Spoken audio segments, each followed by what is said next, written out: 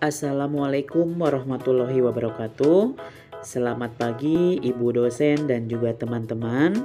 Kami dari kelompok 3 akan mempresentasikan pada perkuliahan hari ini dalam mata kuliah Bahasa Indonesia Korespondensi, yakni bagian surat. Sebelumnya, perkenalkan kami dari kelompok 3, ada saya Rohmat Hidayat, Fajar Dwi Cahyo, dan Marta Suminta Pangabean. Selamat menyimak.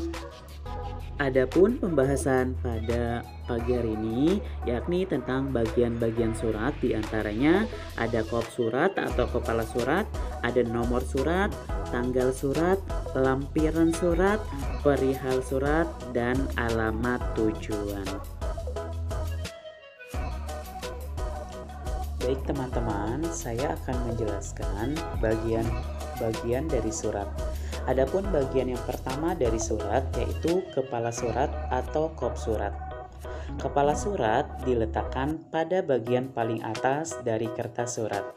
Kepala surat berfungsi sebagai identitas organisasi atau perusahaan. Adapun unsur-unsur dari kepala surat yang pertama adalah nama organisasi atau perusahaan.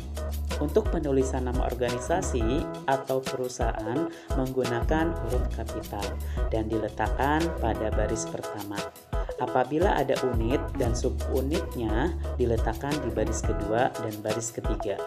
Contohnya Universitas Indraprasta PGRI, Fakultas Bahasa dan Seni, Prodi Pendidikan Bahasa dan Sastra Indonesia.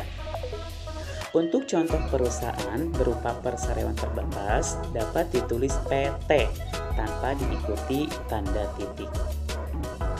Yang kedua, unsur dari kepala surat atau kop surat yaitu logo.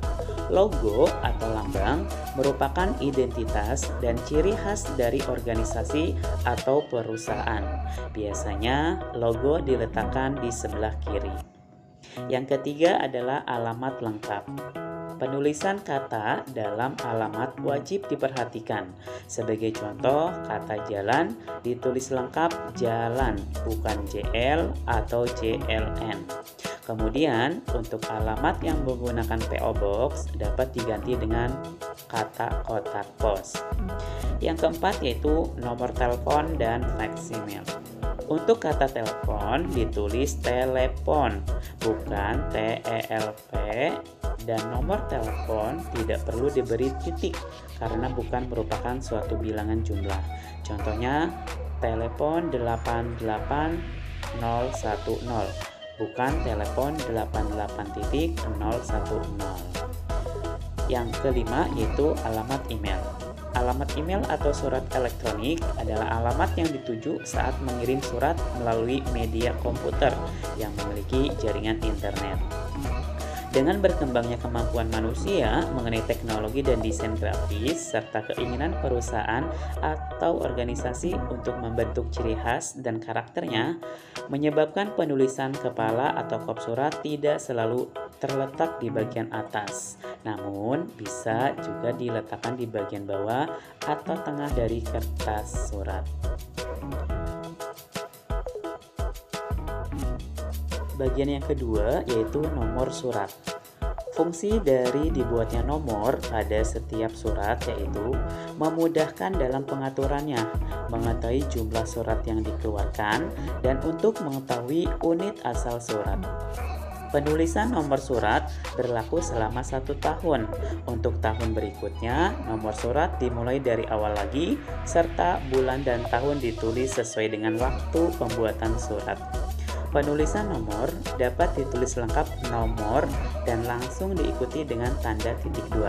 Tetapi bila nomor disingkat menjadi NO, diberi tanda penyikat terlebih dahulu baru diberi tanda titik 2.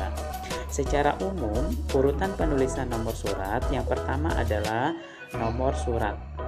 Nomor di sini nomor urutan. Nomor urutan adalah nomor yang ditulis sesuai dengan urutan pengeluaran surat. Dari nomor urut ini, kita dapat mengetahui jumlah surat yang dikeluarkan oleh organisasi atau perusahaan tersebut. Contoh Contohnya nomor surat 24. Artinya surat ini merupakan surat yang ke-24 yang dikeluarkan oleh perusahaan atau organisasi pada tahun ini. Yang kedua adalah kode intern. Kode ini dapat dibuat sesuai dengan nama unit dalam suatu organisasi atau perusahaan yang mengeluarkan surat. Penulisan kode intern dapat dibuat bervariasi dengan membuat kode khusus. Contohnya kode STM, sumber daya manusia, SPK, sumber surat perintah kerja, KU, bagian keuangan, dan sebagainya. Yang ketiga bulan. Bulan ditulis sesuai dengan bulan dikeluarkannya surat saat itu. Bulan ditulis dengan angka Romawi. Yang keempat yaitu tahun. Maksudnya adalah tahun saat surat dibuat. Penulisan angka tahun dibuat secara lengkap. Contohnya 2021, bukan tahun 21. Berikut contoh lengkap dari penulisan nomor surat.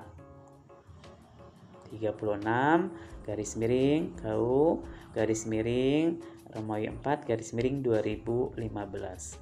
Artinya surat tersebut adalah surat ke-36 yang dibuat perusahaan. Unit yang mengeluarkan surat adalah bagian keuangan pada bulan April tahun 2015.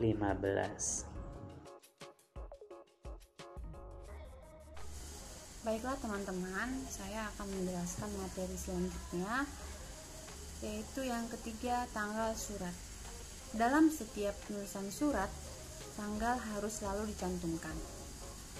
Fungsinya adalah untuk mengetahui kapan surat tersebut ditulis dan dapat dijadikan rujukan surat-surat berikutnya yang berkaitan. Unsur yang terdapat dalam tanggal surat yaitu yang pertama, tanggal. Tanggal ditulis dengan angka Latin. Yang kedua, bulan. Bulan harus ditulis lengkap, tidak disingkat dan tidak ditulis dengan angka. Yang ketiga, tahun. Tahun ditulis lengkap dengan angka Latin, tidak disingkat dengan tanda apostrof. Pada akhir penulisan tanggal surat tidak diikuti tanda baca apapun, baik tanda baca koma maupun tanda titik. Untuk penulisan nama kota juga tidak perlu dicantumkan karena dalam kepala surat atau kop surat sudah ada penulisan alamat lengkap termasuk nama kota. Yang keempat, lampiran surat. Fungsi dari lampiran adalah menginformasikan sesuatu yang dijadikan pelengkap dalam surat. Hal tersebut dapat berupa dokumen seperti proposal, kwitansi, dan lain-lain. Penulisan lampiran ditulis lengkap atau dapat disingkat menjadi lang. Yang kelima, perihal surat. Pokok persoalan isi surat dapat ditulis pada notasi perihal atau hal. Fungsinya agar penerima surat dapat langsung mengetahui inti dari isi surat. Perihal sebaiknya ditulis singkat dan jelas.